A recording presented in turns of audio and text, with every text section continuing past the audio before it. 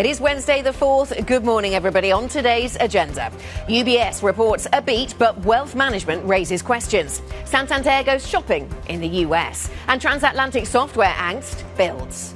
European futures are currently flat, but that rotation trade in the US and, of course, the software sell-off remains in focus. Another massive day for European earnings.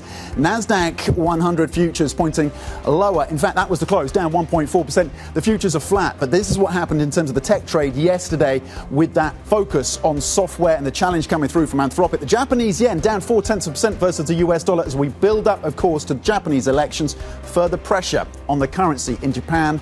The countdown to the opening trade starts right now.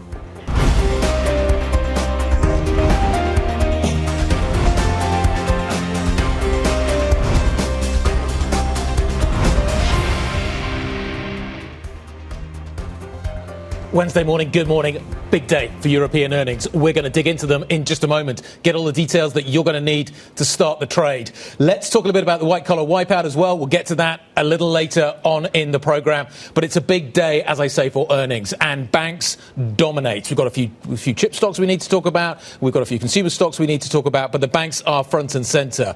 Santander is out with numbers. You're going to be speaking to Anna Botin very, very shortly. We've got Agricole out. We've got the CFO coming on the show.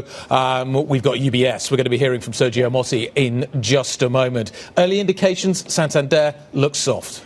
Right, and there's a big shopping story here as well. They're going shopping in the United States, which I think tells us something very interesting about where their growth opportunities lie and how they see the global picture right now, the global growth picture. So we'll certainly dive into that with Anna Botin. And from Credit Agricole, we've had numbers there.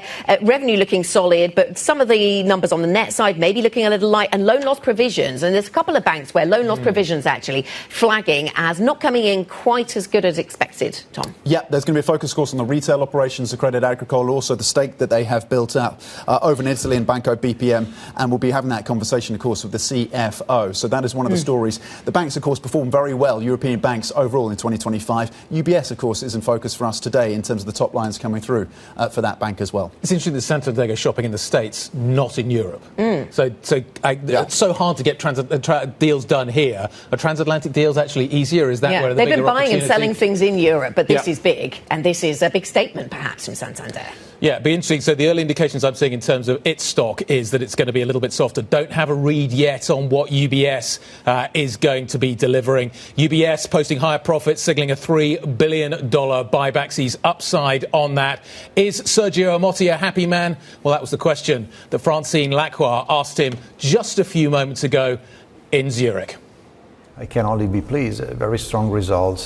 So we achieve a very solid double-digit return on CET1. We achieved for the first time the 7 trillion mark in terms of invested assets. Our wealth management businesses have been contributing across the globe, all regions, PBT growth. The investment bank is growing well in the areas where we want to compete. Asset management is doing a good job, and the Swiss business is also holding up well despite the low rates or negative rates almost environment. And we're making also good progress on the integration. 85% of the Swiss clients of Credit Suisse have been migrated. We are delivering on our capital returns, so I can only be happy, to be honest. Talk to me a little bit about inflows. They're not as strong as analysts were expecting.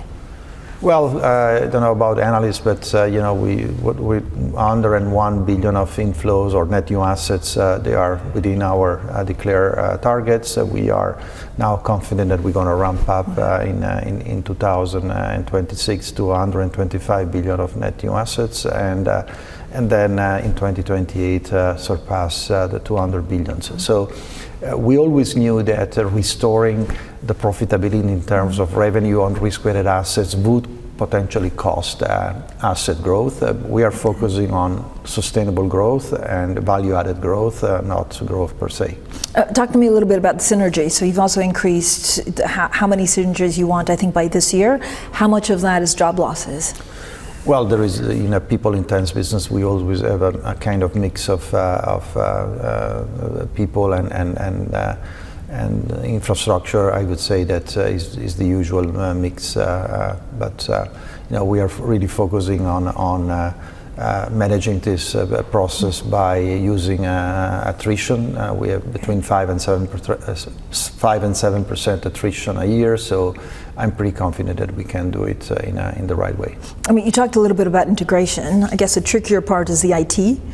Are you everything is going to plan? What kind of landmarks or benchmarks are you setting for this year? Well, a very important milestones. We are 1 mile away from our targets, so we still have 150,000 clients to be migrated in Switzerland. They are the most complex one. It's going to be done during this quarter. At the end of the quarter, we're going to start to then shut down systems. So we are still running 2 banks in Switzerland, de facto, so we can shut down the IT systems, data centers, and also finalizing the real estate footprint. And so this is really what is going to allow us by year end to achieve our 15% return on CET1 target. Sergio, talk to me a little bit about the markets. I mean, they're really quite remarkable. I don't know how you would describe them. Well, the market is still, broadly constructive. If you look at the economic outlook, if you look at the investments that are going through in the economies, particularly in the US, in the areas of technology, infrastructure, energy, it's going to be quite constructive for the economy, and therefore we see markets, broadly speaking, holding up well. But the level of asset prices is pretty high. It's very difficult to find areas of undervaluations, and the geopolitical and macroeconomic uncertainties are creating the volatility we saw so far in the last 4 weeks. I mean, we were not short of news and surprises. So I would say that it's a continuation of what we saw in the last few years, and this is something that I'm pretty convinced we're going to have to live with also in the next decade or so. To this kind of extent, we're Wednesday. I think Monday we had a big metals sell-off. Yesterday we had a big software sell-off. Does it readjust, or is it just volatility, name of the game? It's a readjustment, but look, when you look at, for example, in the tech sector, I think it's quite clear there are pockets of excess in terms of valuations. I personally, I believe that the impact of technology and AI to our society, to our business, is going to be very profound. And I wouldn't say that the market is overvaluating that. But from a financial standpoint of view, I do believe that there is some reconciliations to be done, at very least, in terms of timing. How long it takes to realize economic value out of all this innovation, and of course you're going to have winners and losers out of this. Out of this process. UBS CEO Sergio Ermotti speaking to Francine in Zurich. One of the most interesting guys you want to talk to about what is happening in the world. He's got one of the best views of what is happening in the world. Amazing to hear what he has to say. Fascinating things to say on the markets, I thought. Like the business clearly is an integration story that's ongoing. Yep. The wealth management business maybe not taking quite a bigger share as maybe he had hoped for, but still looks like a sort of fairly decent set of numbers. He sounds pleased. What he says on markets is fascinating. High valuations, lots of volatility. His equity traders have had a fantastic quarter. Absolutely sensational. Does he see it continuing? I don't know. It's a world in which he says it's hard to find good things. Yes, things are not cheap anymore. No. It's hard to find anything that's cheap. And interesting, he is weighing in on the whole US narrative. Things maybe have calmed down with the appointment of Kevin Walsh, but maybe not. People have memories, don't they? And UBS's CEO then Ermotti saying that clients are diversifying surplus cash out of the United States, which is very interesting. At the same time, when you've got Santander deciding to go shopping in the United States, a different side of the business, but still interesting. But it's interesting to think, where will the UBS share price go? Because yes, they beat, and yes, there's a buyback. But the wealth management side did look a little bit light, and there do seem to be some, a little bit of room to ask questions, at least, about what's going on in that part of the business. And, of course, the integration with Credit Suisse, and it's the IT integration, and he talked about that as well, and also the branches that they may consolidate those, particularly in Switzerland. But the view as well on AI was interesting at a time when we're starting to look at that rotation, we're starting to look at the impact on software, and he talked about, yes, there does seem to be excessive valuation in some parts of this, and again, saying, yes, we do need to work out the time frame in terms of when this starts to match in terms of the return on investment to kind of can kind of make those valuations make sense. And so that's one of the clearest lines of commentary I've heard from Sergio on the AI story and excess valuation. Last time I spoke to him, he told me that if you've been rational with these markets over the last few years, you've been in the wrong place. You've been in the wrong assets. And I wonder whether or not that's going to come, that kind of view of this market being irrational is going to continue. He's kind of hinting at that. He's pointing to AI being maybe over its skis. Are we going to see some changes there? Yeah. In some ways, that could be good for him. His equity traders are smashing it at the moment. Yeah, and the volatility is good. Good for some people, absolutely. We've got an early line in from an analyst over at Alpha Value, Barda Europe Alpha Value, saying they're expecting a neutral to slightly positive market reaction, mostly on the back of the higher dividends and the buyback. Yeah. So it seems as if that might be delivering. I've seen others, though. I think it was Bloomberg Intelligence suggesting that maybe the buyback wasn't as much as expected, but they have said there's more room to go there. But returns to shareholders could be something that the market has asked a question about. On par with the 2025 buyback, and executives saying they would like to see, they would aim to do more in terms of the capital ratio, 18%. And they've still got these questions really over solid. the balance sheet and the capital required by Swiss regulators. And maybe until we get some resolution there, until we have some actual facts on the ground, it's difficult to make commitments on the buyback. This time next year, who do you think Francine will be talking to? Will it be Sergio? Will it be somebody else? Are we going to see a change? Is that the next step for UBS? Will he go until that issue over capital has been resolved? I don't know. Maybe he becomes the chair as well. Let's move on. Let's talk about some of the other stories that are dominating. Banks are going to be there throughout the session. We'll come back to the banks in just a moment. But yesterday's story was amazing. Yesterday into today, this kind of white-collar wipeout story in the software sector. Terrifying in so many ways. This was a mini DeepSeek moment, and that happened about the same time last year. Who would have thought that a plugin, literally a digital plugin, we're all familiar with them when we log onto our desktops, and you can add in a plugin, you get to download it. Who would have thought that a plugin would lead to a $285 billion market rout? This from Anthropic, of course, called Co-Work, and what it does to the legal space, and then the ramifications, and the fact that investors read into that. Hang on a second, what other services, what other parts of the workforce, what other industries will be impacted by this? And I know, Anna, you were looking at some of the companies hit by this sell-off in the afternoon yesterday before we left for the day, and then it just accelerated. Yeah, absolutely. And so over in the States, you had Thomson Reuters, LegalZoom all down. US, a Goldman Sachs US software basket down by 6%. iShares software ETF down by 15%. Yep. Some of the business development companies that have been extending credit to the software space. That's been a story since Monday. We've been talking about that since earlier on this week. So some of those are down for 9 days in a row. So clearly the tension is building. But to your point, Tom, it isn't just about legal services and it isn't just about software. We had, this is legal services, Relics and Experian down yesterday on this particular theme. But we also had Publicis and WPP down yesterday. And this again is an AI losers or AI, we don't know if you lose yet, so we're selling until we understand more, until the dust settles. Get me out story. of all of these trades seems to be the narrative at the moment. I was talking to Mike Masika's team about this the other day. If AI works, there are no jobs. Okay, so forget the market. You don't need to worry about any of this. So if AI delivers, I think there's more nuance to it. I'm being very unsubtle about this, but if AI delivers, there are no jobs left. And then if AI doesn't deliver, there's no market left. I can't work out it doesn't seem to be a particularly good choice at the moment. I know I'm being very blunt about this, but is that kind of where we are at the moment? Because the uncertainty is enormous around what effect we're going to see here and whether or not we're going to see this effect and whether or not AI is going to deliver the kind of productivity changes that we're all talking about. Well, we'll wake everybody up with the no jobs line. And then let's go to another range of shocking stories. I mean, we've got Novo out and some of the calls for where this one goes at the start of trade. This is Novo Nordisk, of course, drug maker, and a weak forecast, really weak forecast. Everybody knows about the competitive landscape with Eli Lilly. Everybody knows about generics. But what was that going to do to the bottom line? The CFO trying to put a brave face on it. But we do expect this one, a real heavyweight in Europe still, despite everything, despite all the fall. We do expect that one to go weaker at the start of trade because ADRs were down substantially in the United States yesterday.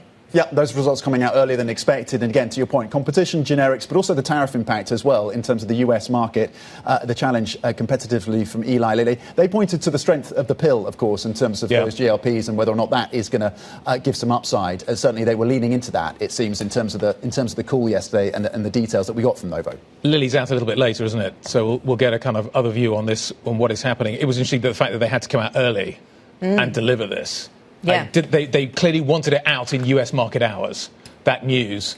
in order to kind of brief the market. And drugs pricing in the US, such a big theme, isn't it? We heard from Novartis as well. They see a drop in their 2026 profits, generics and lower drugs prices in the United States. President Trump having an impact on that sector. We're at the point where US drug prices are going down, but European drug prices are not going up. And you need one to balance out the other. And that's the effort they're now making on the politics side, is to try and lift European drugs prices. Can they compensate, though, for lower US drugs prices? And if you take more Ozempic, do you drink less beer, is the thought I'm having this morning. Anna's taking me on to Carlsberg. So let's talk about Carlsberg's numbers. What we've got out this morning, the line in front of me says organic growth 2 to 2.6% on 25 operating profit. Says that maybe there's been a slight miss on the adjusted EBIT line. It's a very slight miss. The two lines that really stand out, though, are that targets of organic growth 2 to 6% on 2025 operating profit, and this one. Carlsberg says the Britvic integration is progressing ahead of plan. And that looks like a really key and important line for Jakob Aarup-Andersen. He is the CEO of Carlsberg, and he joins us now. Jakob, thank you very much indeed for spending some time with us this morning. Let's start off with beer, and then we'll get on to non-beer. Any sign at this point in time that beer demand is troughing? We've seen weak demand, soft demand for a while now. Any sign that that is beginning to change? First of all, thanks for having me this morning. When we look at the beer category, there's no doubt that we've had subdued demand for when we look at especially Western markets over the last couple of years. But we also have to recognize that beer is a very resilient category. So I think the drama is a little bit overdone when we look at beer. There's been some cyclical factors hitting beer like across all other consumer goods. And of course, there is a moderation-induced weakness over the last couple of years in the Western markets. But if we look at the beer category as a whole, there's plenty of parts of the beer category that are growing. So we see strong growth in premium beer. We see strong growth in alcohol-free beer. So those elements of beer are still growing. And as we go into 26, the question is more, how do we see the global consumer? Because the cyclicality that we've seen the last couple of years, it really depends on the global consumer. And for now, we don't see the global consumer moving to a significantly more positive stance, but we are seeing a stabilization across most of our markets, and we do think beer is a resilient category. Okay, so it sounds like we are seeing maybe a troughing out and that beer remains resilient. The question then, Jakob, is the portfolio still too beer heavy? And is there anything you can do about that? We all note the line this morning on the Britvic integration, progressing ahead of plan. That sounds like it's working. Do you need to do more deals like Britvic? So listen, Guy, first of all, you're right. Britvic has been a phenomenal addition to the Carlsberg family. The journey we've been on over the last couple of years is quite a rapid diversifying of our footprint. I think you're spot on. When you look at our portfolio, we've gone from being incredibly beer heavy to today. It's a little bit less than 50% of our portfolio that is mainstream beer. Soft drinks now is 30% of our portfolio, and it's growing quite fast. So what we're seeing is there is a natural progression that the growth categories of our portfolio that now constitute more than 50% of the portfolio, that's soft drinks, premium alcohol-free beer, is growing quite fast versus the mainstream core beer. In terms of acquisitions, I think we have an amazing organic plan in front of us. There's so much more to be had from the Britvic acquisition and all of the related benefits we get from that. We've become a global soft drinks powerhouse as well. There's a lot we can take from that. We're adding more countries with diversified portfolios. This year, we started January, we started in 2 more countries with Pepsi as a partner. So you're going to see us continue to diversify the portfolio, but beer will remain a core constituent of our portfolio because we think beer has a significant future. Beer as a category is incredibly resilient. There's a lot of growth to be had in it. But we do see that our beer portfolio performs much better when it is surrounded by a multi-beverage portfolio. And that's the beauty of the powerhouse we created in the UK as an example with Britvic. It is we can play across all categories. We're strong. We have large scale in all categories, and that caters to all consumers and all locations. And that's super important for us. Jakob, if we look out 2 years' time, what does the share of non-alcoholic beers and soft drinks look like versus the alcoholic segment? What does that look like in 2 years in terms of that share growth? I would be killed by my IR team if I gave you a specific number, but what I can say is it's definitely going to be bigger than it is today. And that's for the simple reason that we're seeing clearly stronger growth rates across soft drinks and alcohol-free beer. If you take alcohol-free beer as a category, it's a category that is growing at quite high growth rates, especially when we look at our Western European franchise. You know we're big in Western Europe. And also in CE&I, so our Central Eastern Europe business, alcohol-free beer has very strong structural momentum. It's moving from being a replacement of a traditional beer to being a category in itself. We're seeing beer being reintroduced to the lunch table. We're seeing via alcohol-free beer. We're seeing alcohol-free beer come in as a energy drink around sports, etc., etc. So it's really becoming its own category. And it's showing structural growth for the next decade from our perspective. So alcohol-free beer, high growth rates, soft drinks continue as well.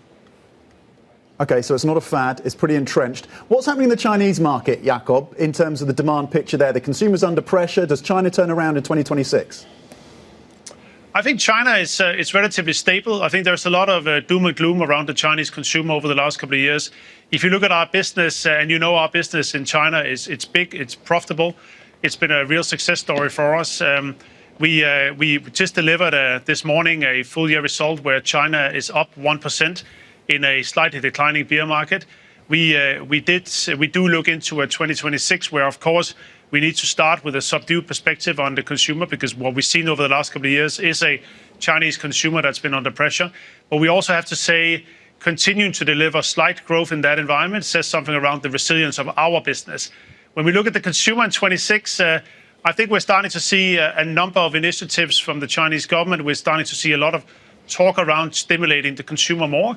Let's see it play out. I think we can start seeing some green shoots around more focus on the Chinese consumer.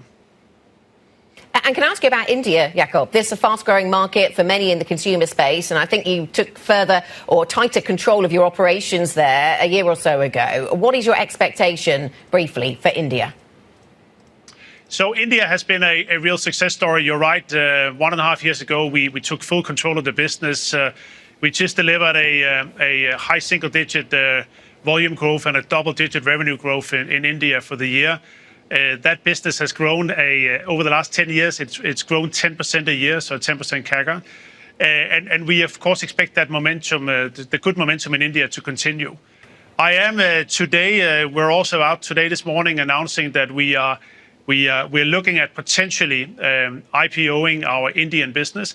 And that also means that I am restricted from talking about how we see the Indian market specifically in 26. So I have a little bit of legal handcuffs around that. But of course, the excitement you've seen around our Indian business is very clear.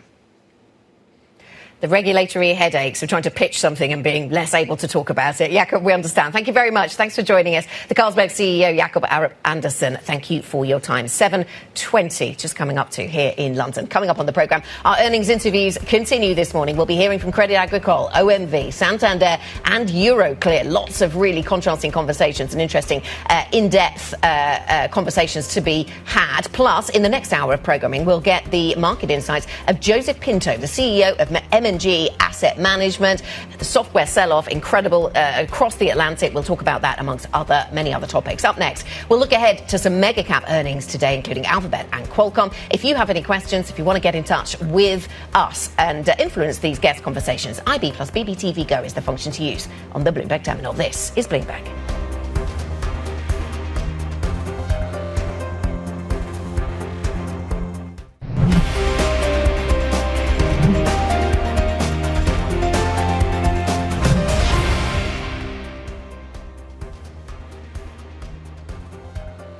Welcome back. This is the opening trade, 7:23 here in London. And the futures picture looks, flat to positive. A bit of variety around these different markets then, Tom. Perhaps the London market underperforms. A lot of earnings stories to be digested by these markets this morning. Here's what else to think about then. 10 a.m. UK time, Euro area CPI, so inflation data after we got French data, of course, on the inflation front, looking more benign yesterday. Later, we're going to hear from the Fed's Lisa Cook, which is going to be pretty interesting, of course, given that President Trump has tried to push her out of her role. The Supreme Court still weighing up that case. And later, earnings from Alphabet, that's the big one, really. Uber, Eli Lilly on the drugs front as well, after Novo came through with disappointing results, and Qualcomm as well on the chips front.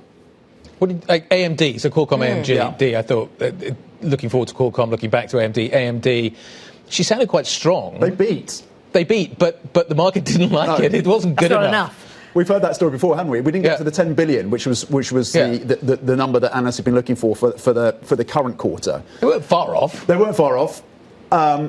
So for me, the takeaway was they're not showing convincing evidence that they're competing with Nvidia. Yes. Yet, and taking market share. I mean, they do compete, but at a small scale. They're not materially taking market share from Nvidia, and that seems to be a key problem for AMD. Yeah. And she was being asked about whether there were going to be issues with getting the products out the door. You know, we've talked about the real world constraints on building out parts of this AI race, and she was not convinced by that at all. She said we won't have any difficulty meeting the targets that we have out there. I don't know. There's obviously the AMD story, but there's the wider nervousness around all kinds of AI themes yesterday, wasn't there? I mean, on the one hand, we're saying, look what AI is going to do. It's going to devastate all of these industries. And at the same time, we're saying, is AI going to be as good as we thought it was? So it seems a bit of a disconnect. That's the tension. That's what I mean about the tension. It's either going to be really good, and heaven knows what's going to happen to the economy and the jobs market and what we all do. And do you want to be a lawyer? Do you want to be an analyst? All of these kinds of jobs are at risk, software engineers. Or it doesn't deliver, and the market has definitely got an AI problem. So, and that seems to be the tension at the moment. But can Alphabet answer that question in some ways later with its numbers? What does it have to do to keep the train on the tracks? A bit like Microsoft, and of course with Amazon, the focus will be for Alphabet on the cloud as well, how well they perform. But Alphabet has become a leader on the model front. Gemini. But it's also got its own chips, its TPUs. I think Alphabet is a really important litmus test, given that it is across the stack when it comes to AI. In terms of the data centers, the chips, the delivery in terms of the consumer and enterprise piece. So Alphabet is absolutely central. And if Alphabet starts to waver, that is a red flag. Yeah, all the Mag 7 not created equal, as we well know, through previous earnings seasons. Coming up, we're going to get back to the banking space and bring in the French lender Crédit Agricole and the CFO there. That company missing profit estimates as costs rise to revamp its Italian business. We'll bring you that interview with the CFO. That's next. This is Bloomberg.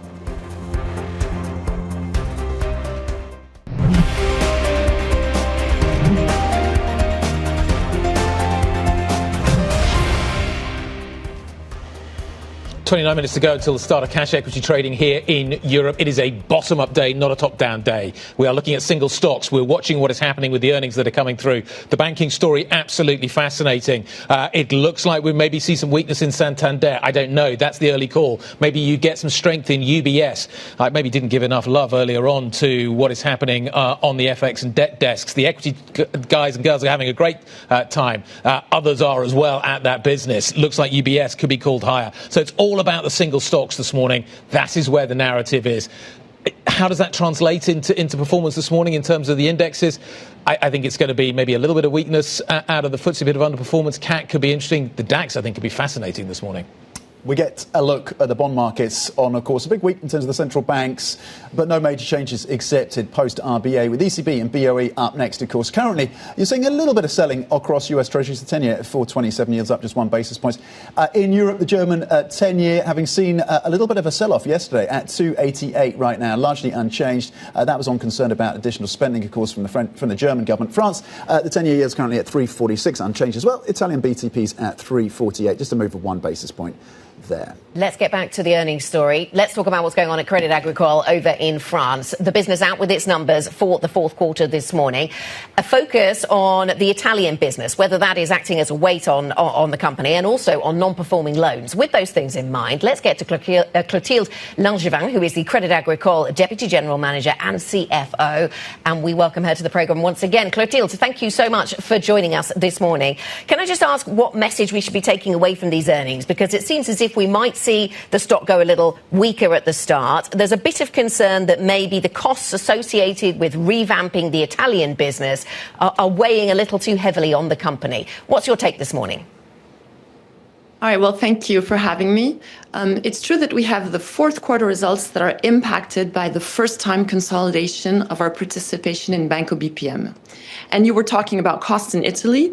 We also have restructuring in Italy that is planning for the future to develop digital customer capture, Salesforce expertise. So these are investments that we're putting in place in the context of our medium-term plan. But if we take a step back and look at the yearly results, the income is stable thanks to very strong activity in all of the business lines, in insurance, in asset management, in retail banking, in CIB, and despite an additional corporate tax. So we have a profitability that is very strong at 13.5% in ROTE, very high capital and liquidity levels. And all this bodes well for 2026, because in 2026, we have a number of strong favorable factors coming. We're going to have a continued commercial momentum in all of these business lines.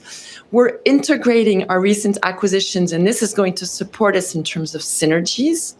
We're going to have personal finance and retail banking that are going to continue to benefit from the upturn in margins. Mobility is going to recover profitability, and the CIB is, of course, going to continue to perform very well.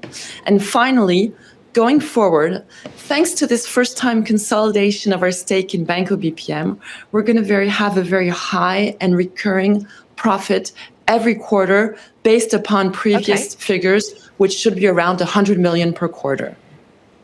Okay, Clotilde, so a more positive story there that you're telling. Just to take us back to the numbers for the fourth quarter, loan loss provisions did seem to come in ahead of estimates. Is that a warning sign? Is that telling us something cyclical, or are these one-offs? We have a certain number. We have two main one-offs this quarter. The first one is a provision we're increasing for a UK litigation on car loans. We have 2% market share. It's very small, but we're provisioning in the same way as other players are provisioning. And the second one is also a market provisioning linked to the bailing out of a small digital Italian bank, which is Banca Progetto. And if you take off these two provisions, about 40 million, 30 million, you'll see that our cost of risk in terms of incurred stage 3 cost of risk is very stable.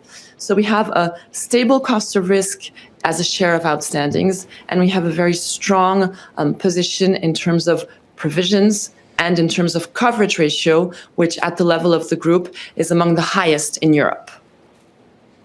Okay, Clotilde, so that gives you some strength. Where across the loan book are you seeing distress, or the most distress at this point? Well, we have very strong positions in large corporates, for example, low cost of risk for large corporates because of our diversified activity, exposure, and investment-grade customers. What we're looking at more closely is consumer finance and is small corporates in Europe, in particular around construction, retail distribution, the sectors that are considered for the past quarters to be under scrutiny. So we're very cautious. We have always been cautious in terms of the conditions at which we extend loans. We're going to continue to be cautious in this respect, but we don't see any surge in the cost of risk today. You mentioned Banco BPM, the strategy in Italy. What is the longer term strategy? The executives have talked about the fact that they might want to increase that shareholding, which is above 20% right now. What would be the catalyst? What would need to come together to increase that holding in Banco BPM? What are the factors that would play into that? Well, in the fourth quarter, we obtained the authorization of the ECB to go beyond the 20% threshold. And this is really to crystallize our position as a long-term shareholder and partner of Banco BPM. We don't intend to exercise any control over Banco BPM. So we're very comfortable with this position today, which allows us in our accounts to have a very high and recurring profit going forward, and which also allows us to really settle as a long-term partner in Banco BPM. Good morning, it's Guy. How much are you spending on technology at the moment, and what's the rate of return from it? We have strong spending at the level of the group in terms of IT technology, several tens of billions of euros. What's important for us, though, is not so much the extent of the spending, but the nature of the spending. We want to make this spending more efficient. We want to develop AI. We want to also develop synergies at the level of the group, sharing more efficiently data, reducing the costs of KYC, reducing the administrative costs. And so one of our targets in particular in our medium-term plan is to divide by 2 the time to market. What's important is not the IT spending, but the way that it allows us to contribute to the development of our business efficiently and how it improves administrative costs. Just coming, KYC is a really interesting area. So is that an area in which you think AI could do the job that people are doing at the moment? We're starting to see real concern within the software space that actually you don't need humans anymore, that the products that are being produced by the big AI companies are going to do that job. How quickly do you think areas like KYC, know your customer, could change as a result of what AI can deliver? We're always going to need humans in banks and in particular in Crédit Agricole. But it's true that we really want to use AI to improve the personalization of the solutions we provide to our customers. So it's really increasing what the humans can provide. That's for customers. So advice, helping for the treating of emails. But in the administrative dimension, this time spent on KYC is too high for our advisors in the branches, for example, or in the different businesses. So we want to help these advisors concentrate on what's important, i.e. developing a long-term relationship with our customers, understanding their needs, providing a whole array of offers and services for them. So yes, AI is going to help us with KYC. It's going to help us with all of the compliance, fraud, all of the analysis of documents. All of these elements are going to benefit from AI, but all of this is in the interest of our customers, providing strong expertise, digital solutions for them in order to make their day-to-day banking easier. Clotilde Langevin, the CFO and Deputy General Manager at Crédit Agricole, thank you very much indeed. That conversation takes us on perfectly to our next conversation. Does Infineon's CFO see an AI bubble? We do not see that for the next years. Why? Because on the one hand, for us, and here we always need to look at the differences because we are talking about the power side and not the chips themselves. We are working together with a very broad international customer base of leading processor makers and hyperscalers. So very strong partners making lots of money with that business, with other business. So very profitable. It's not a niche business for them. It's the core technology platform they are developing. CFO of Infineon, just one company producing numbers this morning. There are plenty of others. We will be back to that earnings story shortly. The OMV CEO is up next. This is Bloomberg.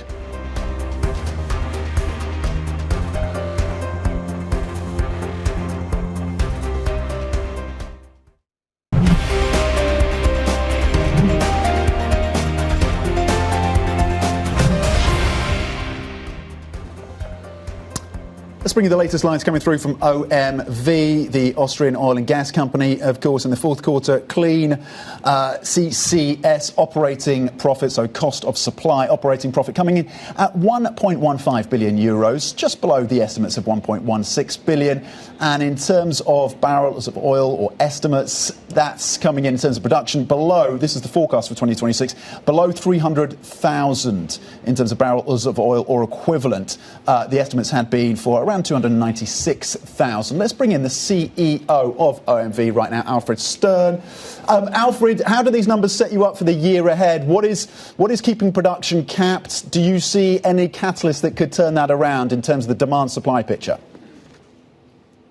Well, good morning and great to be on your show. Maybe let me just start with a very short highlight of 2025. For us, the operating cash flow of 5.2 billion euros was really a very good testament to our integrated business model and the robustness of it that allows us to pay an attractive dividend again of 4.4 euros per share.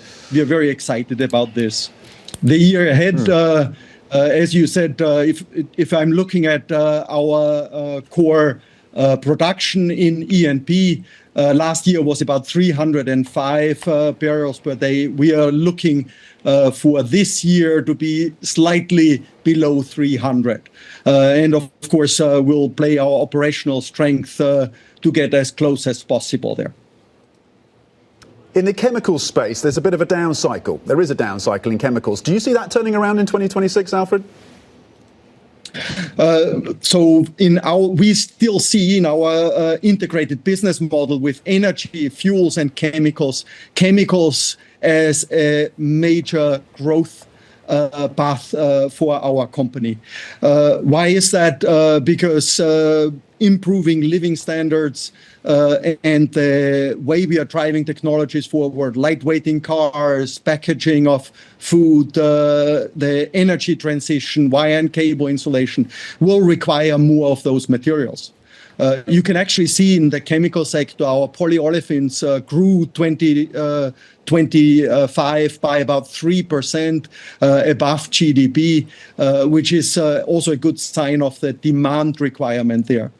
The prices are still under pressure because of significant capacity that has come on stream. So we see good demand in a difficult environment. However, we are really excited about Borouge Group International, the fourth largest polyolefin producer that we will create together with ADNOC, that will be excellently positioned in that market with about 70% of the production in advantaged feedstock production, plus very innovative product portfolio. Yes, and Alfred, I see you've made comments this morning saying that the first quarter is still the plan to close that particular deal, which you mentioned. When do we get more details on how you're going to run this and what it's going to do? The management team, for example. Yeah, so the closing date is, of course, depending on regulatory approvals that we need to receive. We have made great progress on this. We have received all the necessary FDI approvals.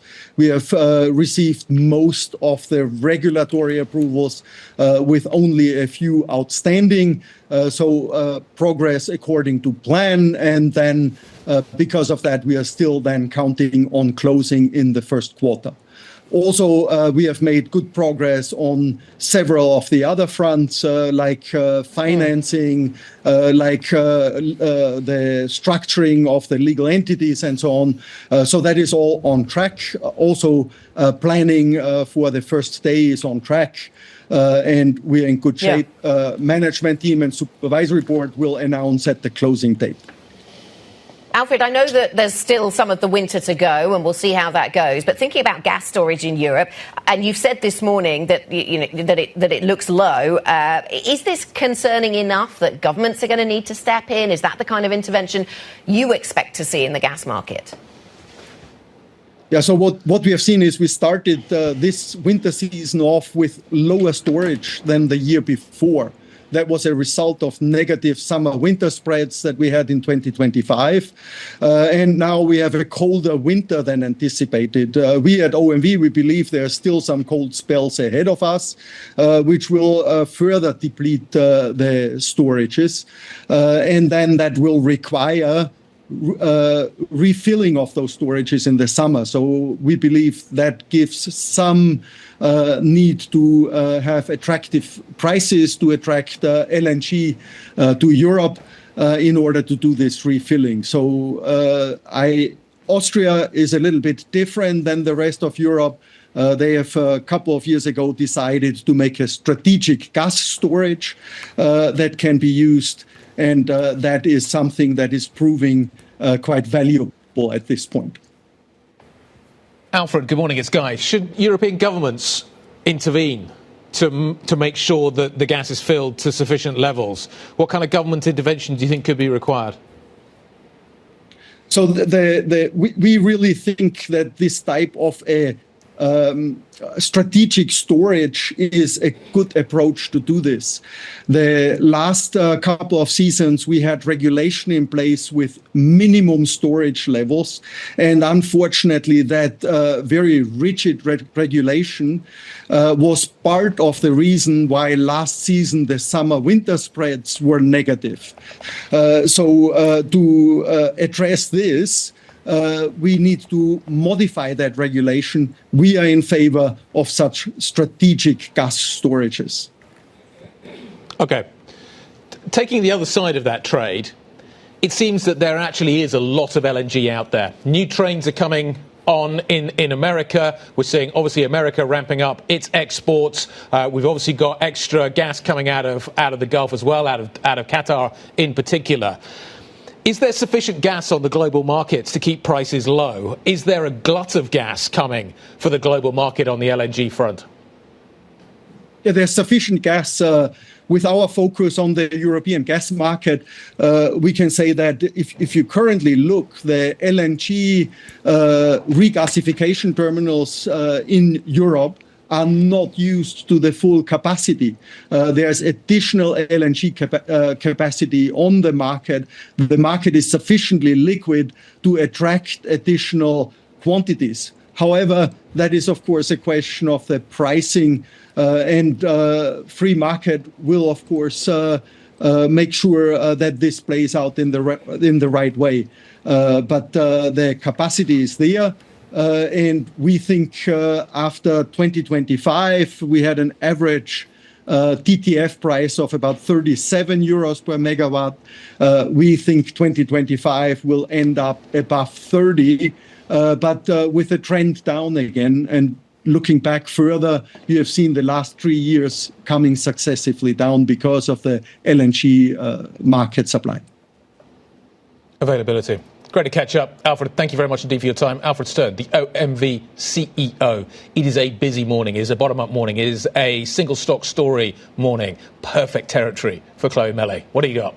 Good morning, Guy. Let's see how those software and financial services stocks performed this morning after the massive sell-off that we saw yesterday. That was, of course, triggered by Anthropic releasing this AI tool that automates legal work. And that had a really, really negative impact on all of those names up here on the board yesterday. And that could continue today as investors try and limit as much as possible their exposure to stocks that they think might be AI losers, might be victims of this AI disruption. So we'll be watching out for any weakness in that sector this morning.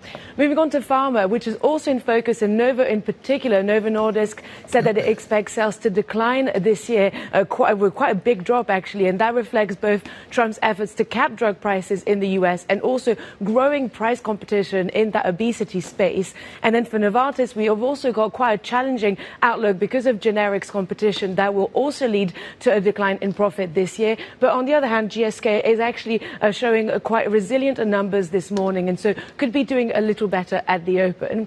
And finally, we had a lot of banks reporting today as well. We've got UBS beating estimates and announcing a big buyback. Santander announcing a $12 billion acquisition of Webster Financial in the US. And then on maybe a more negative side, Crédit Agricole missed estimates and also said it was dealing with higher costs and higher than expected provisions. And so that could be a little negative. There's a lot of earnings news to digest this morning, so we'll be keeping an eye on all of those movers at the open. Chloe, thank you very much. Chloe Mellet with us. So many earnings in focus. Certainly UBS in focus, Santander from the banking sector and Crédit Agricole. The drug space really in focus on the drug pricing out of the US. That's certainly having a big impact. And Novo could fall substantially at the start of trade. Yes. The Danish market is going to be interesting to watch this morning. Carlsberg, Novo. Novo is going to have a really big impact, I suspect, in terms of what we're going to see there. But I'm trying to wonder how you take a step back. What are we seeing in terms of the corporate story? What is the message we're getting?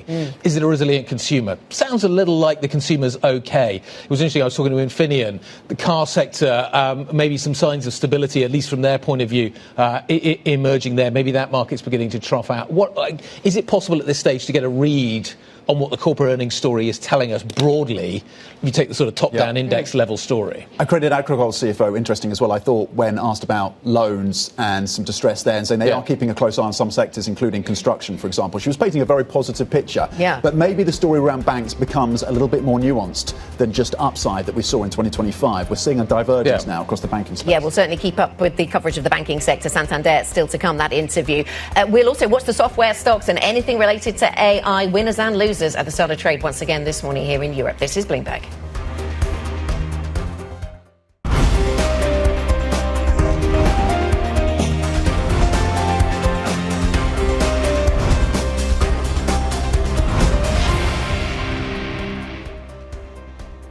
Welcome back. A couple of minutes to go until the start of equity cash trading here in Europe. Let's talk about yesterday's session in the United States. Yesterday's session in the United States is going to be one to remember. Yesterday's session was about selling before you had really the answer to the question. The question is, what is going to happen to software stocks? And yesterday, as a result of what Anthropic did in terms of a small plug-in related to the legal sector, it saw devastation in software stocks in the United States and here in Europe to a certain extent. How much does that continue into today's session here in Europe is a really interesting question. But you can see the trajectory. We get a little bounce by the end of the session. Europe went out here, US closing just below that, and then we've got a whole range of earnings after the bell as well to digest. So there's a lot to factor in this morning. Kind of index level, maybe net neutral. Single stock level, I think you're going to see some volatility today, Tom. SAS Copelix was the framing from some analysts out there. European stocks pointing high by 0.2%. To your point on earnings, of course, we focus in on pharmaceuticals, on Carlsberg, the drinks makers, on the chip space, Infineon. Guys been speaking there to executives at that company. All of that coming together with the banking space as well, the UBS and Santander. FTSE 100 futures pointing to gains of 18 points. DAX futures looking to add 76 points, up 0.3%. Anna. Let's have a look at some of the individual names, in fact one, and some sectors that are firmly in focus this morning. Novo Nordisk is going to be in focus. Could this drop by more than 10% this morning? That seems to be the expectation that we're thinking about, given what it did yesterday over in the United States. Clearly the pricing, President Trump's moves around pricing having an impact there, along with the competitive environment. Bank stocks firmly in focus. UBS, Santander, Credit Agricole, all out with numbers. Is loan loss provisioning a theme we need to watch? Software stocks very much in focus. As Tom, you talk about that SaaS-pocalypse. Does that last into another day here in Europe? We're about to find out. It's going to take a while, I think, to plug in some of these numbers. You're going to see some big moves on a number of single stocks this morning. So it's going to be interesting to see whether or not we get indexes open quickly. FTSE 100 is, as ever, always open first thing. And we are up a little bit this morning. What are the individual moves within that market going to look like this morning? I think that's going to be fascinating. But the Stock 600 is already slightly negative. In fact, the FTSE flips negative now. What's happening in the pharma space, I think, could be interesting there. Is there a read across? Obviously, we've got big news out of not only Novo, but lots of other stocks in that space as well this morning. The CAC is up by 0.5%. What does that tell us about what is happening maybe in the banking sector, in the luxury sector? The IBEX is down by 0.6%. Santander is a huge part of that market, and we're about to speak to the company in a couple of minutes' time. I suspect it'll take a while to get the DAX open and the SMI open this morning, the DAX in particular. So, Tom, what are we seeing in sectors? In terms of the sum of the top gains coming through, energy is up 1.4%, telecoms up 0.5%, but really the focus is on the sell-off coming through for healthcare. To your point around Novo, down 0.6%. That's the biggest loser right now across your sectors. Media also down 0.3%. Banks off by 0.2%. So not massive selling across that sector. Divergent stories again when it comes to Credit Agricole, UBS and Santander. And again, on the upside, you've actually seen some upside coming through for autos and telecoms. But I think the focus needs to continue to be on the banking healthcare space. What are you seeing? What's jumping out to you, Anna? Yes, absolutely. I mean, it's a bad sign for media stocks that they're down for another day, but only by 0.3% for the sector as a whole. But it is WPP and Publicis that are once again down. And WPP was down by more than 10% yesterday, down 1.4% today. Publicis down by 1.3%. So small gains versus yesterday, but still on the back foot. Healthcare, you're right to focus there because we're waiting for Novo Nordisk to open, I think. That's been halted, so that one's not even open. But we do see some moves downwards. Maybe that's responding to the wider pricing dynamics. Energy, by far and away, the best performing sector this morning. That sector is really up strongly, up by 1.5% on an oil price that is pretty flat this morning. But Shell, Total Energies, BP, all up by more than 1.5%. AI is up as well. Schneider's doing fairly well. ASML's having a fairly good day. It's the banks as well. Santander is down by over 4% this morning on the back of numbers and an acquisition. But it's Novartis, Astra that are really the second biggest points drags this morning. As you say, though, still don't have Novo open. SAP is also in the mix on the downside. The sort of software for services sector of that tech world been under pressure, continues to be under pressure this morning. The London Stock Exchange down by another 1.2% this morning. So that trade has carried on out of yesterday, what we saw here in Europe and into the United States, into Asia and back now here into Europe. So there's still some pricing to happen. And Santander does have some company in that Credit Agricole, the other bank we spoke to this morning, that's also down and down by 4.7%. I wonder if she was very clear that the loan loss provisioning, it was about two very specific one-offs, and that other than that, things were looking stable on loan loss provisions. But maybe that's an area of issue. I haven't seen a UBS share price yet. It's not doing very much. Novo's now down 17%. Novo's down 17%.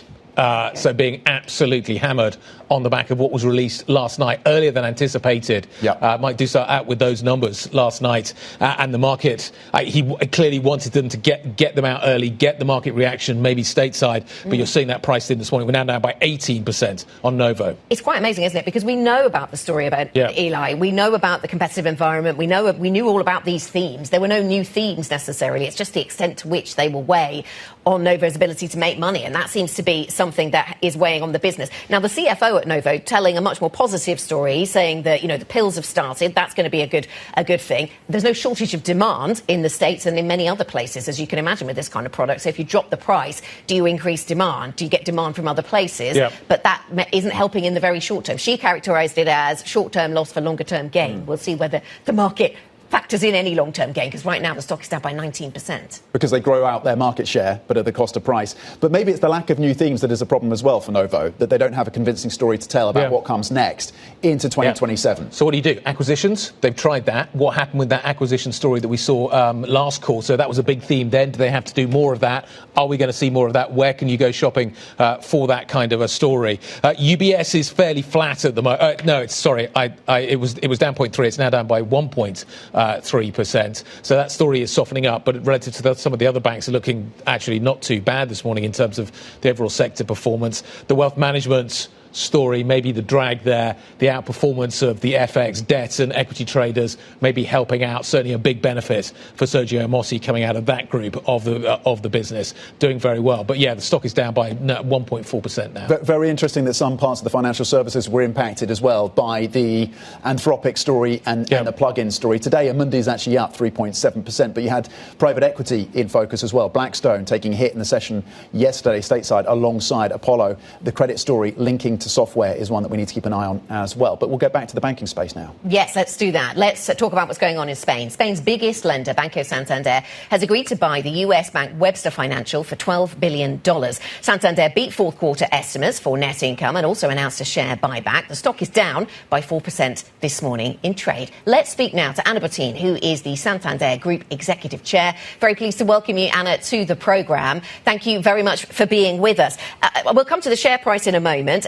Can you tell me a bit more about the rationale for Webster? I know that you've said that this is about efficiency and profitability, creating a top 10 national retail and commercial bank in the States. But why is it important to increase US exposure at this time?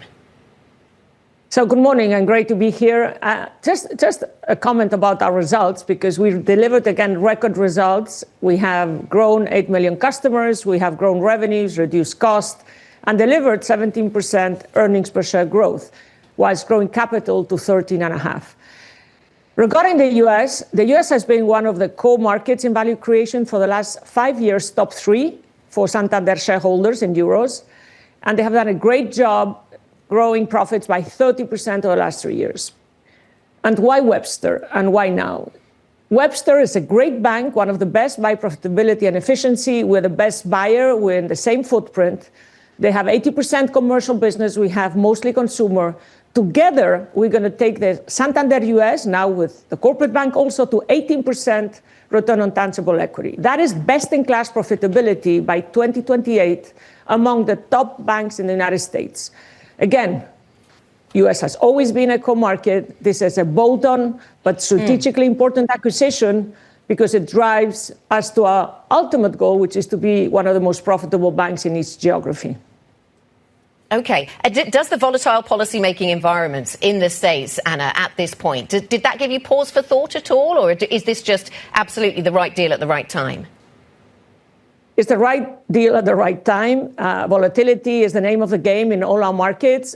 U.S. is the biggest, most, I'd say attractive on a risk-return basis market in the world. It has huge connectivity for all our franchises in LATAM and Europe, not like Poland. That's why we sold Poland. We invested in the UK and in the US. Small acquisitions. Webster represents 4% of Santander loans and will greatly add to our ultimate goal, which is 20%, above 20% ROTE by 28, one of the most profitable banks in the world at that point. You've told us a lot of the positives in the numbers and beating estimates at the net line seems to be one of them, the buyback, all of that, the market working its way through. The shares are down, though, 4% today. Do you think the market maybe needs a little more convincing about the Webster deal? Is there something in loan loss provisions that seem to be a little higher than expected that we need to know about? As I said, Webster makes us at scale in the United States. So as we think about Santander, this is totally consistent with our capital hierarchy. We're investing in a bank that delivers 15% return on invested capital compared to share buybacks at 9%. We have, however, announced a 5 billion share buyback today. We'll be buying 5 billion over the next few months, which is keeping all the commitments we made to shareholders in terms of returns and being able to invest capital at 15% return on invested capital. That's huge. Santander is about growth. We got to our capital levels, we greatly increased distributions, and what you should expect is increasing distributions as we grow earnings.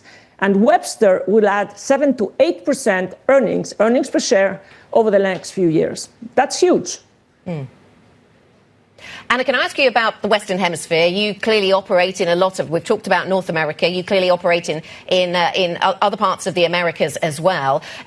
Policy making in the United States creating quite a volatility story in that part of the world. I wonder if you see more opportunity as we watch the White House and the Don Road Doctrine, perhaps dubbed by President Trump, unfold. Are there more opportunities for you in the Western Hemisphere? We will not do any more bolt-ons. We are at scale in all our core geographies. There were only two where this was not the case, the UK and the US. With 2 bolt-on acquisitions, those 2 markets will deliver best-in-class profitability both in the UK and US. That's our goal. And so our business model is, I used to say when I was in the UK, we're the most British of the British banks. Same thing in the US, Mexico, Brazil, or Spain. And we are present in Europe and the Americas. And that's it. We're not in Asia, not in Africa. We're not intending to be there. Our 5 large core markets are now at scale. And we'll get the group to over 20% profitability by 28. Again, one of the most profitable banks in the world with 180 million customers, where our in-market scale, we can say that now in all our markets, combines with our global scale. Again, a combination that's quite unique.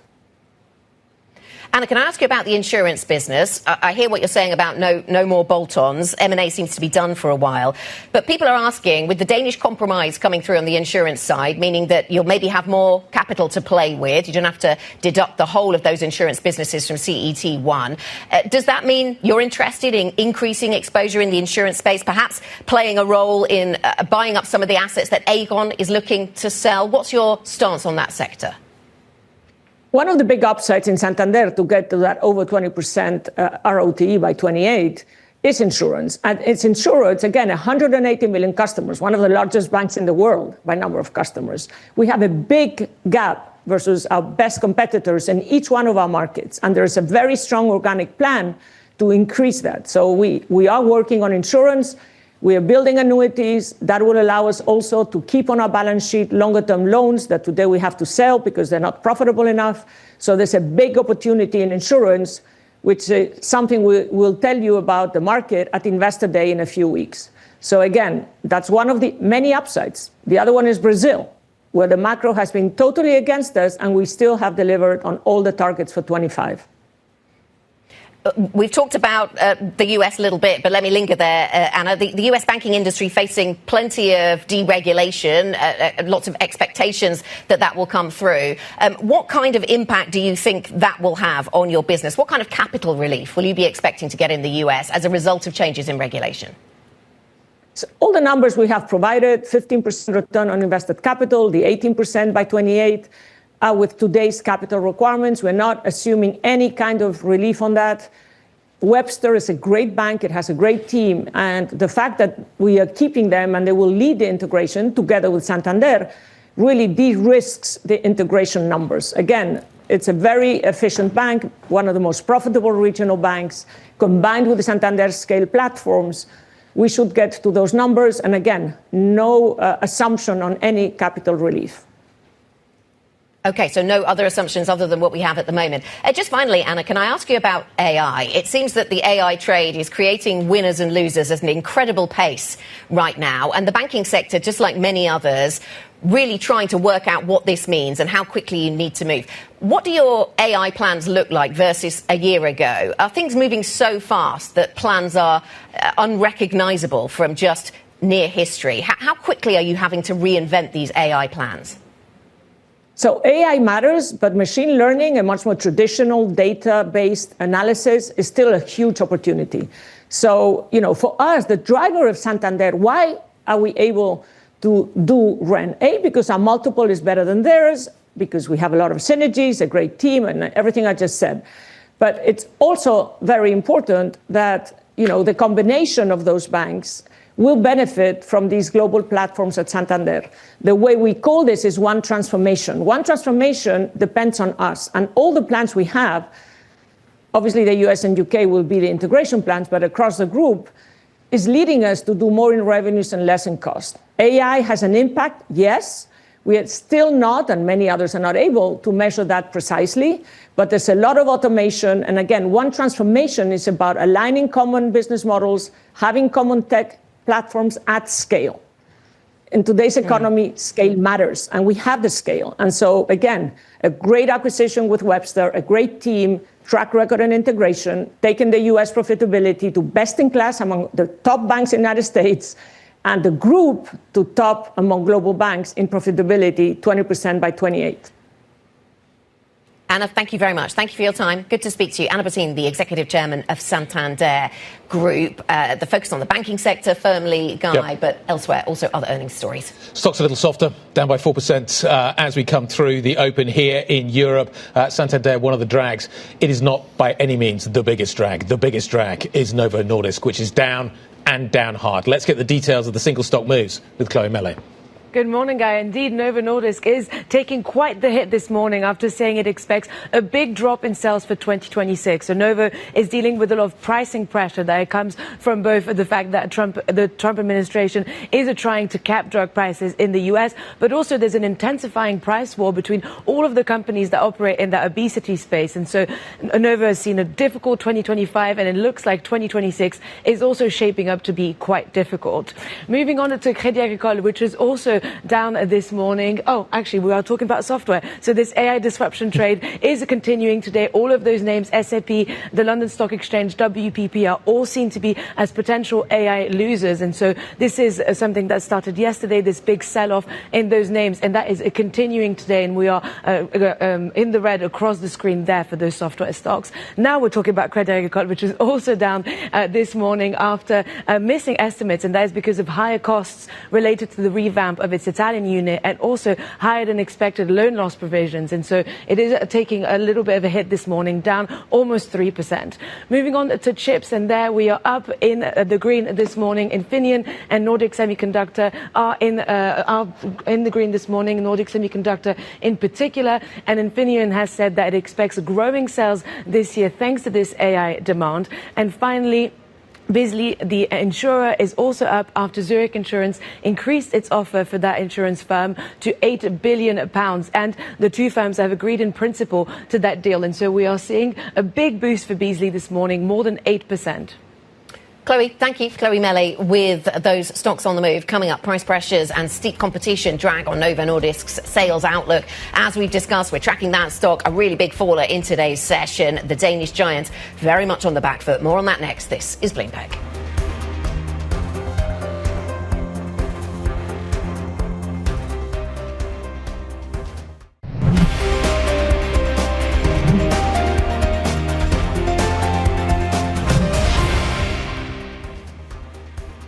Twenty past the hour. Infineon initially opens up 4.2. We've faded that move now. We're up around 1.2% on the results that we've seen this morning. I spoke to the CFO a little bit earlier on, Sven Schneider. Two parts of this business. You've got the automotive industrial side of the business. That appears to be bottoming out on the chip side. They've made an acquisition in that space as well. We'll come back to that in a minute. But the AI side of the business, the AI build out, is where the real action is for this company. But two important stories coming out of the business this morning. As I say, I caught up with the CFO. Listen to what he had to say. If we take the company and put it's very simplistic into two parts, non-AI and AI. I would say on the non-AI side, we see, as I said, some pickup in demand. For example, in the 3Cs, communications, compute. We see here that there is clearly the beginning of an upturn. Whereas on automotive and industrial, these segments seem to have really achieved the trough and are beyond the trough, but the demand still has not really inflected. That's where we see the uncertainties. On the AI side, it is the opposite. The AI, which for us, just to repeat it, it's not the AI chips, it's powering AI from grid to core. That's where we see tremendous growth potential. It's going up quarter after quarter. It's for us the biggest growth driver in the history of the company. And that's why for this fiscal year, we are reiterating the 1.5 billion revenue number, which is double of last year. And we're even saying that for 27, we are again growing now from 1.5 to 2.5 billion because of this huge demand. And in order to do that, we are pulling in investments in our fab in Dresden, which we are going to open in summer. So that's a very positive development across the world. You sound fairly confident on what that story is going to deliver for the business and the investment you're making around it. Others in the industry are voicing some caution. The TSMC CEO the other day saying what he sees in terms of the data center build out, the AI story, is making him, quote, nervous. How confident are you in what you see in terms of the AI demand picture? Yeah, so this is a question, of course, we are getting very often. So fears about an AI bubble, as some people call it. Our view is we do not see that for the next years. Why? Because on the one hand, for us, and here we always need to look at the differences because we are talking about the power side and not the chips themselves.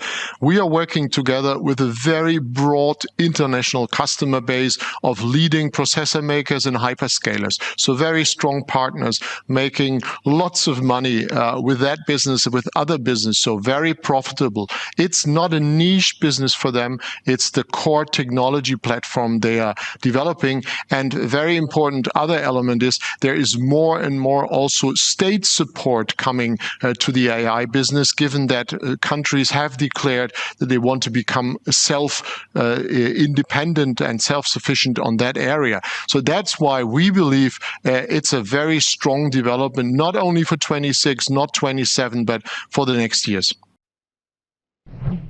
Sven Schneider, the CFO of Infineon, catching up with me a few minutes ago. What's interesting here is that currently they've got two businesses, the kind of the automotive side, the industrial side, and the AI data center build-out side. But they've just made this acquisition from AMS Osram in terms of the sensor business they're getting in from that. And he's pointing to robotics as being a really interesting story as well. Not for now, but for further down the road. He's talking about humanoids. He's talking about robots. So that's going to be it's not one just to Elon watch. Musk. It's the Germans and Infineon as well. Doesn't see an AI bubble. I wonder if we're still working through a bubble in GLPs and obesity drugs. Novo Nordisk down 17% right now. Let's bring in Sam Fazeli, of course, our expert from Bloomberg Intelligence. How worrying is the forward guidance, Sam? I think, as the CEO said, good morning, on the interview that you had with him this morning, he had signaled this. So when you look back at the third quarter results, when you look back at the commentary at JP Morgan, specific questions about pricing, he had signaled it. What I think the market hadn't anticipated was the depth of it. Okay. I think there were some single-digit numbers being banded at some point. Whether it was people not wanting to hear it or the CEO wanting to... I just also think that he might have said, right, this is my chance. Let me just kitchen sink it. Right? Yeah. Let me just get out there and put this number out there and see if we can do better this year. They have a number of things growing, a number of new products. Normally, lower price will lead to volume, but of course, once you... That was the line the CFO was giving. Right. That, if the price is lower, there's a lot of demand for this product. Yeah, right. So maybe we just get to serve more people. I mean, is that not an argument that cuts through and we end up with a share price down 17%? It should cut through at some point, but I think this reaction is absolutely normal. Psychologically, it's very hard to sit there and think a company that's grown, and suddenly telling you I don't know when the last time was they said they're not going to grow.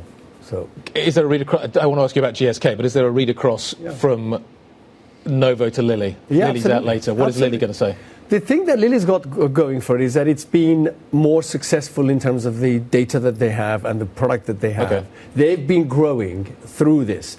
The thing is, you drop prices, your business today drops. You take the volume you have. The thing is, what is the number you're going to project to? And that's what you don't want to overproject, that my volume is going to completely compensate for my price drop. So, Sam, thank you. Lots to think about this morning, certainly for anybody who is invested or was invested in Novo Nordisk. Sam Fazeli, thank you very much, Bloomberg Intelligence Senior Pharmaceuticals Analyst. And sticking with Novo, we're going to be hearing from the CEO once again. We heard from them in the last 24 hours, but the CEO, Mike Duster, will be with the team. That is at 9:20 a.m. London time, perhaps giving extra time to reflect on the way the market has interpreted what he said yesterday. Did he foresee this as being quite such a negative market event? Can I just point out, GSK's up nearly 2% this morning. So it's not doom and gloom completely across the pharma space this morning, some of the stocks. So there's differentiation in terms of the different spaces that you're occupying. Euroclear CEO is going to be coming up very shortly. We'll come back to yet another CEO, CFO interview. We've got so many this morning. Definitely a bottom-up kind of a market. The differentiation between the stocks is fascinating. This is Bloomberg.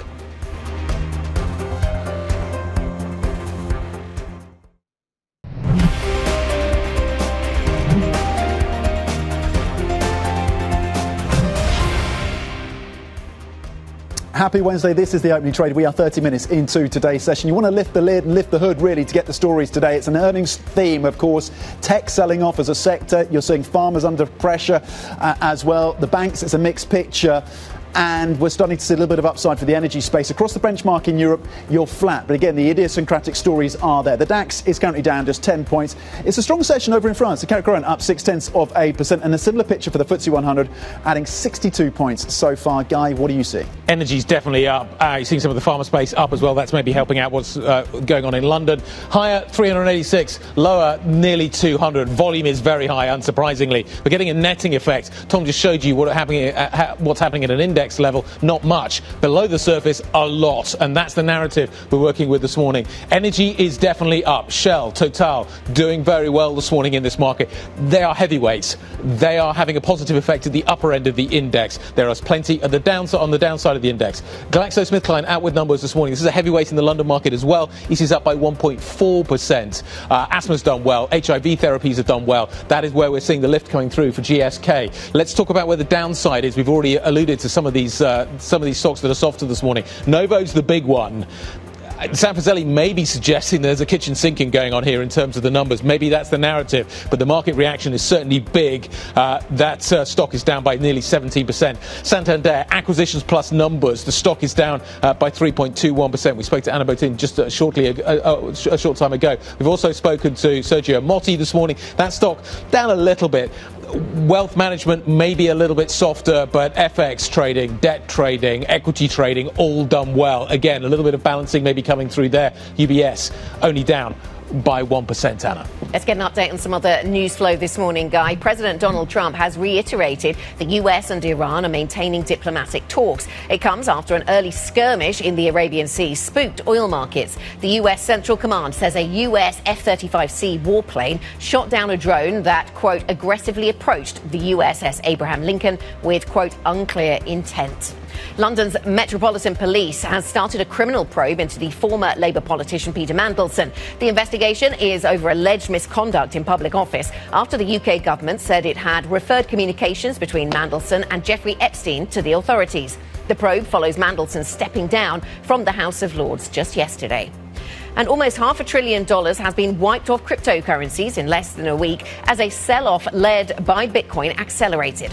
The veteran investor Michael Burry warned that Bitcoin's plunge could deepen into a, quote, death spiral, inflicting lasting damage on companies that have spent the past year stockpiling the token. Tom. OK, let's get back to the earnings story. There's a link between Bitcoin and what's happening in terms of financial services. Euroclear reporting a full-year net profit of 1.1 billion euros. The privately owned company, which settles and clears securities trades executed on European exchanges, saw a growth in underlying business income for the year. Interest and banking income decreased due to the lower rate environment. Joining us now is Valerie, Urbain, CEO of Euroclear. Valerie, good morning. Thank you for joining us. What are going to be the main drivers of growth through 2026 for Euroclear? So good morning. Well, actually, we have really increased in all the different business lines of Euroclear. I must say that 2025 has been a record year in terms of market valuation as well. So our assets under custody have grown substantially to 43 trillion, but also the volatility has been remarkable, and we have increased the turnover of the settlement instruction by 20%. And this has been really done across all the different asset classes. So typically, many more issuances in Eurobonds, in domestic assets, but also the funds business continue to increase, primarily ETFs. Not a big surprise, I suspect, to you. But as I said, really it's across geographies, across asset classes. And we are, of course, extremely grateful to our clients for the trust they put in us. Yeah, and certainly a part of the conversation in 2025 as well was the question mark around those Russian assets that, of course, are held by Euroclear. What, more than 230 billion US dollars or so. How has that discussion impacted the business? Have you seen, for example, Chinese clients rethinking whether they want to be working with Euroclear? Well, first of all, what I would like to say that indeed I'm extremely also grateful to my people because, despite all that we have had to navigate the Russian topic, especially at the end of the year, we've continued to deliver day after day, our services to our clients. To come back specifically to your question, we have seen, of course, a number of clients being a little bit anxious about, the discussion that took place at the end of the year. I think that everybody was really adamant to make sure that we would continue to respect the rule of law. And so, yes, we have had many questions from different clients, but I wouldn't say that we have seen any clients leaving Euroclear. And I think the figures are just a good illustration of my point. I wonder what is your response, Valerie, to the developments back in December where we saw Europe decide not to use the Russian assets at Euroclear as some kind of backstop to a loan to Ukraine. How pleased were you with that? And would it have been possible to come to some kind of agreement? Was there a version of using those assets that would have been OK with Euroclear, or was this always just a non-starter? Well, different things to your question. So first of all, we were very pleased to see that Europe decided indeed to continue to fund Ukraine. I think that's something that we were also, as a European, very happy to see happening. I think that was the right decision from the European Commission and from the European member states. On the reparation loan itself, I mean, there were a number of unintended consequences, which were very much almost a blocking factors in the sense that even with a good structuring of a reparation loan, I mean, there were a number of risks that would not have been mitigated. It was extremely complex, and it would have cost as well to the European member states. But despite that, it would have certainly put in question quite substantially the confidence of some investors into the European capital markets. And so we feel that the decision which has been taken has been a very wise one, while at the same time we continue to support Ukraine, of course, but at the same time we continued as well to maintain the respect of the rule of law and therefore stability of the capital markets. Valerie, there was a lot of conversation, though, about crafting an agreement that would share those risks around Europe. Was that never going to be possible? And which are the risks that you say would not have been mitigated? Well, there were, of course, and I must say I commend the European Commission for their listening skills, and trying also to understand the consequences and trying to find solutions. But there were, typically, it was very innovative from a legal perspective, meaning therefore that it would have been certainly questionable, meaning that it could have been prone to, legal claims. But more importantly, I think it was very difficult to work on the perception that this was not confiscation of assets. And of course, any confiscation of assets would lead to retaliation risks directly against Euroclear, but also against European assets in Russia. So that was certainly one of the big risks that could not have been mitigated. And also the point about the perception, again, as I said, of the non-respect of the rule of law, and therefore loss of confidence in the European market. So I think that there were, because a lot of things were very technical on one side, but on the other side it was also about the perception that some investors, some countries would have had, and this is quite difficult to I would say to control a perception. In addition, there were Valerie, still also a number. Sorry. Finish your thought. No, and I was saying, and in addition, there were also quite a number of technicalities behind the loan which had not been, finalized, and for which there were still a lot of question marks, especially in terms of liquidity risk, but also in terms of credit risk that we would have had to bear. Okay. Final quick question. We are seeing a lot of volatility in a number of asset classes at the moment. The metals is kind of one area we're seeing it, but there's plenty of others as well. Any hiccups, any problems, any issues that we need to be aware of? Are the systems holding up? Are there any clearing problems related to any of this? And do you expect the volatility to continue? I believe there will continue to be volatility because there are quite a lot of uncertainty in the market, not only through the geopolitical risk, but also with all the new technology and how the new technology are impacting also the economics. So I do expect to see volatility in the market. Now, our role is to make sure that whatever volatility is the market, we continue to offer stability. So, I can assure you that, when we are in this middle of this type of volatile moments, our teams are really making sure that we can support the market and bring some stability in this uncertainty. Okay, volatility to continue, but with some stability.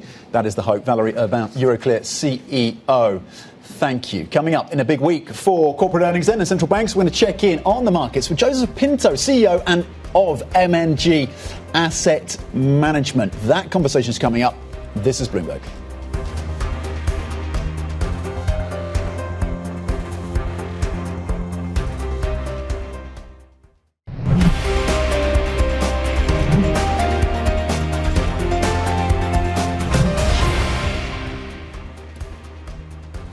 Morning, welcome back. 44 minutes into the market session that we are seeing very much focused on single stocks. Yesterday was actually maybe more of a theme story. Once again, we're keeping a close eye. Software technology stocks this morning. As a result, we've got this new AI tool, this plug-in from Anthropic, basically sparking a $300 billion rout in software stocks, in data stocks yesterday. What does that tell us, though, about where we are in this market narrative? Does it help? Does it propel the broadening story? What happens when it comes to the AI story and how you trade it? All difficult questions for the market to answer at the moment. Joseph Pinto is the CEO of MNG Asset Management. He's here to answer all of those questions. Good morning. Good morning. Small task. No pressure. What's your read on what is happening here? Well, there are news every day on AI. Yeah. And when we want to step back about it, yes, there have been massive investments into it. Yep. the way we look at AI at M&G, we look at three categories of players. The first ones are what we call the enablers. You have data centers, chip manufacturers, all the ones who allow us actually to use AI. The second categories are the software companies, you mentioned some of them. And the third ones are the rest of the world, the enablers, the one or the users, if you prefer. All companies tomorrow will use AI. Today, we are just at the beginning of the wave. We see a lot of noise on the first two, massive investment into it. But we are a strong believer that when you want to invest into AI as an asset manager, you have to diversify across the three buckets. And tomorrow, there will be massive winners in terms of cost efficiency, providing better services to clients, or even improving the way companies. Have you got any I don't have, not yet. It's really early days. When am I going to get that? It takes time for companies to implement AIs. I'm sure there are great companies out there who do that. We have some Chinese names, insurance companies there, for example, but we need to apply it as well in Europe with our own regulatory framework, as well as it's been applied in the US. We are very confident we are going to apply it more and more. Ourselves are doing it. We start seeing some early benefits. But what you want is massive benefits. That's where companies, I think, will start probably announcing more and more news on that one. Does AI need to get cheaper, though, for that to happen, I guess, is a key question. For wider adoption, wider dispersion, and for enterprise and for the consumer to really adopt. Are you worried, when you embed AI into M&G Asset Management, are you looking, how closely is the CFO looking at the cost of some of these solutions? And are you starting to see a return on investment? I think there are many ways to look at it. You can look at AI as effectively as a cost savings initiative. You can look at it as a better way to service your clients, or eventually to do, I would not say cost saving, but cost avoidance. We want to grow. We have to invest in Asia, for example, in private markets. Using AI will help us to invest cheaper and have a better outcome. With a lower headcount. Exactly. Well, lower headcounts, or let's say less hiring, or effectively and increasing the revenues faster. We don't need necessarily to reduce the headcounts. Just in this moment, when we're looking at the sell-off in terms of software and the connections to private credit and private equity and what's happening in the credit space and the CDS blowout that we're starting to see for some of these corporates, I guess I'm looking for the black swan. What breaks at this point? What are you most cautious about? Is credit the place to look? Is private equity the place to look? We invest into credit. We are a massive credit player. It all depends on the quality of what you buy, as always. Yes. Are you putting more scrutiny on those investments? We have invested a lot in terms of research. So we are extremely cautious where we invest into. We pay attention to leverage as well. So we don't try to leverage our funds. So whenever we actually lend money to companies, we want to make sure those companies are sound. That's the basic of private credit for M&G. And we've been doing that extremely well. If I look at our default ratio, it's been extremely low, lower than the average of the market. That's how we do it. So, good morning to you, Joseph. So you're doing lots of due diligence, doing lots of research before investing in these private credit names. But if we don't really have clarity, if the dust hasn't settled on who the winners and losers of AI are, we're all a little in the dark on that subject, are we? Not necessarily, because effectively AI will help improve profitability of companies in the long run. There have been other factors that drive profitabilities of company. It's up to us to analyze them, to see that coming. And when it will be priced in the market, you will see it coming way before, if I may. But when you talk to clients, what do the conversations revolve around? Are they like this? Are they like what we've just discussed here? All this anxiety around AI? Or is it very different? Is it about it is AI. It's AI, but it's much broader than AI. It's effectively the geopolitical tensions and effectively how we've seen rebalancing from clients last year.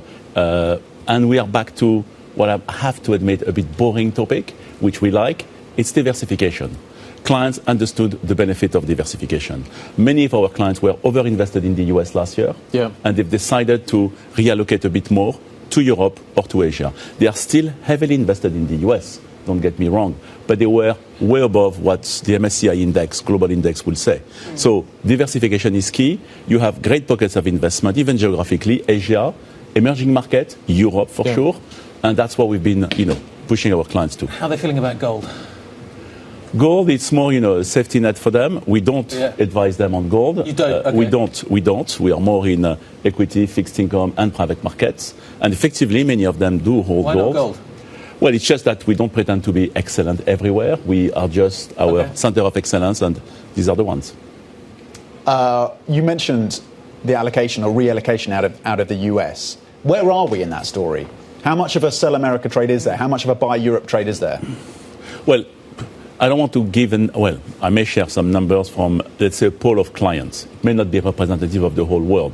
We've seen clients who were invested into, let's say, US at the level of 70% of their portfolio, 70, even 75, while the global index should say around 65 to 67.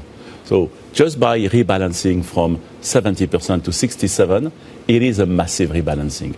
We should never forget US is the biggest investable universe, on Earth. That's exactly what we are talking about. So we still see that trend, and we still see the demand in January from clients on that diversification. It is taking time, especially on private markets, as these are illiquid private asset classes. So it takes time for clients to decide how to reallocate money eventually in the midterm or longer term to, let's say, broader market, not just the US. And has the news around Kevin Walsh changed that US diversification conversation at all? Not yet. It's still early days. We still want to understand how he will play versus Trump's agenda. Will he try to shrink the balance sheet of the Fed? Will he try to, try other, let's say, means against what Trump wants? I think more to come ahead of us. But it did give some confidence to the market. US equity markets and the Fed have had a codependent relationship. Some people argue that the Fed's job basically has been to support the S&P. If he shrinks the balance sheet, what is that good and what is that bad for? Can he shrink the balance sheet without causing problems? Well, first and foremost, looking at the balance sheet of the US Treasury is, so big compared to the banks. You look at the banks as intermediaries, they are not big enough actually to support all these $30 trillion effectively to hold those assets before selling them to investors. So first, there is a problem to solve here. That's why there will be some pressure on trying to reduce the balance sheet. There are other reasons why. And for sure, the government of the US will try to increase the balance sheet for other reasons. So we need to figure out who's going to win between the two. And yes, there will be it will be impacts on the currency, impact on the economy, and various impacts as well on inflation as well. So we have to watch out. How do I invest around that? Oh, you want to make money out of it? Yeah. Tell me how I make money on that trade. We are a long-term investor. We don't try to be too tactical. But this is a long-term story. Well, let's wait for him to be, at the job. Let's see how his first move will be, and don't try to, overplay. It's a bit too early for that. Okay. When does the US debt story come home to roost? It's been in the press all the time, huh? Yeah. So, and then we're going to be talking about it more and more. It's going to be a topic for 2026 for us. A topic, but not necessarily a crisis. It will be, moving from a topic to a crisis, we see a number of steps in between. Okay. So we have time to come back if you invite me again to talk about it. I think you'll get that invite, yeah. Joseph, thank you very much. It's been a pleasure. Joseph Pinto, M&G Asset Management CEO. Let's have a look at what else is on the agenda today. 10 a.m. UK time, we're going to get Euro area January inflation data. We're going to be hearing from Lisa Cook of the Fed, talking of the Fed, speaking on monetary policy in Miami. And then on the earnings front, we're going to get more analysis shortly on this. But Alphabet is the big one. Qualcomm, of course, in the chip space. Uber and Eli Lilly on the back of the sell-off that we're seeing in Novo Nordisk. Eli will be pretty fascinating as well. Yeah, let's focus in on Alphabet. We'll get those earnings. And what will that tell us about the business, the broader tech sector, the AI theme? Matt Bloxham, I'm pleased to say, is with us to help us get ready for this earnings story from Bloomberg Intelligence. Alphabet earnings then, Matt, what is going to be the focus for you? Because there's sort of a laundry list of things to watch. Yeah, I mean, it's such a big company. Two different areas, revenue and CapEx. On the revenue side, obviously looking at the core advertising business, which makes up still the vast bulk of their revenue and profit, expected to grow around 13%, being surprisingly resilient to the AI disruption to kind of search advertising, partly because Gemini seems to have taken a recent lead over OpenAI in terms of kind of popularity. The other part of the revenue story is cloud, relatively small part of their business. They're playing catch up with bigger rivals. The market's looking for kind of 30-35% revenue growth there. I'd say the story on AI and cloud revenue across the tech space this quarter has been pretty mixed. Hard to gauge how people are going to react to those numbers. Thinking about SAP and others. Yeah. I think on the CapEx side, obviously we heard Meta almost plan to double their CapEx this year. So we'll be seeing whether there's further upside to the consensus. So consensus for 2025 has capex of around $90 billion. Next year, they're looking for it to go to about $120 billion. So quite a big increase, but I guess there's probably wouldn't be that surprising if it ends up being higher than $120 billion. Capex takes me to Qualcomm. What's Qualcomm going to do? I mean, obviously, there's a kind of huge amount of pressure in that kind of chip space about kind of supply, maybe kind of softening demand at the kind of lower end of the kind of smartphone market. So kind of really looking for kind of strength in the kind of more premium end and how they kind of manage some of those kind of supply constraints and pressure on memory costs. I think also, obviously, there's the whole kind of momentum behind the kind of on-device AI, which they were kind of an early leader on, and so to the extent to which that's kind of helping to support their overall outlook. Matt, great stuff. Looking forward to all these numbers and the commentary around them. Matt Blomsom joining us from Bloomberg Intelligence. So what have we learnt this morning? We have we drawn I wouldn't go as far as to say a line in the sand, but things are not as dramatic as they were yesterday in terms of selling the software story or selling the legal services story.